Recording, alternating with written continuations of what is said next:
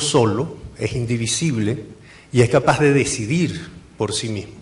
Si uno lee el libro rojo del PSUV, es el partido el que debe educar al pueblo, el que lo debe educar en la constitución de nuevos valores que se oponen a los valores asociados al capitalismo y que limitan de alguna manera al egoísmo, a la búsqueda del interés personal, como características que deben ser descartadas.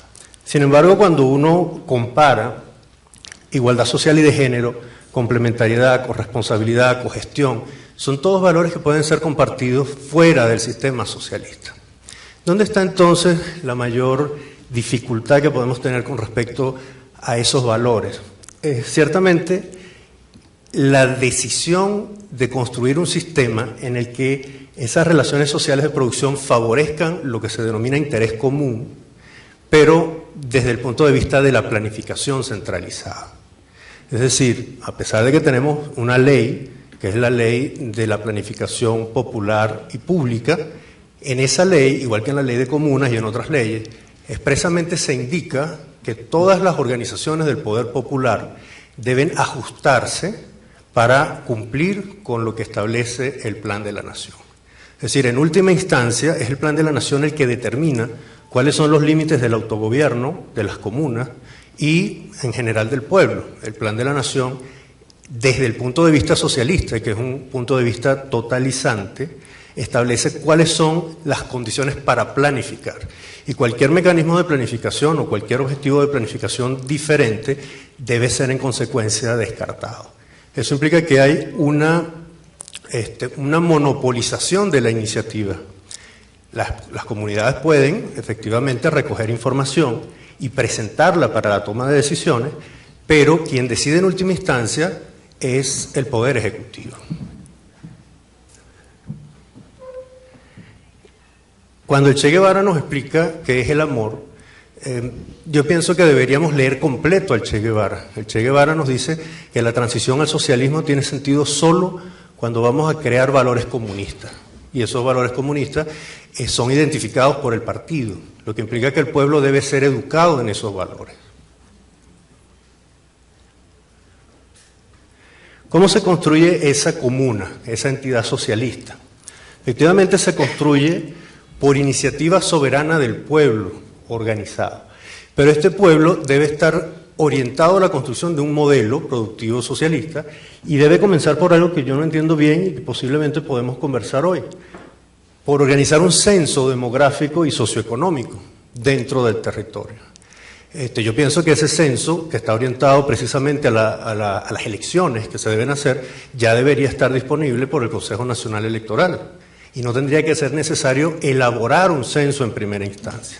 Pero a partir de ese censo se hacen distintas elecciones en las que no tiene que participar el 80% en última instancia de la población para la constitución de las comunas. Y ciertamente esas comunas, esos consejos comunales, que son el centro, el principio de la comuna, deben ser aprobadas por el Poder Ejecutivo en última instancia.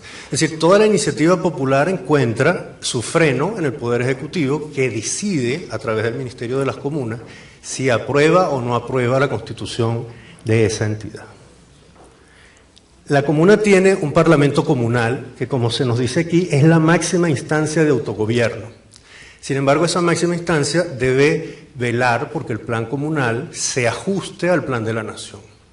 Lo que implica que la célula gehumana, la comuna, se convierte en un mecanismo de transmisión de las órdenes que vienen del Poder Ejecutivo hacia las comunidades. Esto no implica que todas las comunidades tengan que responder al Poder Ejecutivo. Por supuesto, las comunidades pueden hacer propuestas, pueden hacer una cantidad de evaluaciones, pueden hacer su planificación, pero en última instancia, si se salen del canal orientador del Poder Ejecutivo y cómo el Ejecutivo conciba el socialismo, pues esas iniciativas no consiguen mayor avance. Con respecto al ordenamiento del territorio, yo nunca entendí por qué desde la reforma constitucional del año 2007, la propuesta de reforma constitucional, que es lo que a mí siempre me ha hecho pensar que la comuna es inconstitucional, porque fue necesario proponer una reforma constitucional para introducir el término, porque desde aquellos momentos se nos decía, déjenme avanzar un poco, que la comunidad era un núcleo espacial, básico e indivisible, constituido por personas y familias que habitan en un ámbito geográfico vinculadas por intereses comunes. Una pregunta que uno puede hacerse es qué intereses comunes diferentes puede haber entre dos comunidades vecinas, para que una se denomine comunidad A y la otra comunidad B. Y cómo efectivamente la comunidad pasa a ser definida no por las personas, sino por el espacio. O sea, yo entiendo que la comunidad de Chacao vive en Chacao, pero la gente se mueve y puede ir a vivir a otro sitio. Y asimismo la comunidad del 23 de enero puede haber varias comunidades en el 23 de enero que se desplacen entre distintos sitios y se vayan de allí. Pero me llamaba la atención sobre todo por lo que tenía que ver con los consejos comunales de indígenas, por ejemplo. Debían ser 10 familias indígenas las que constituyeran un consejo comunal o que constituían una comunidad y que en sí misma era indivisible. Yo digo, bueno, y si una de las familias quiere mudarse, quiere desplazarse, ¿la ley establece que es ilegal dividir la comunidad? Es una pregunta que yo hago porque no entiendo el sentido de la expresión.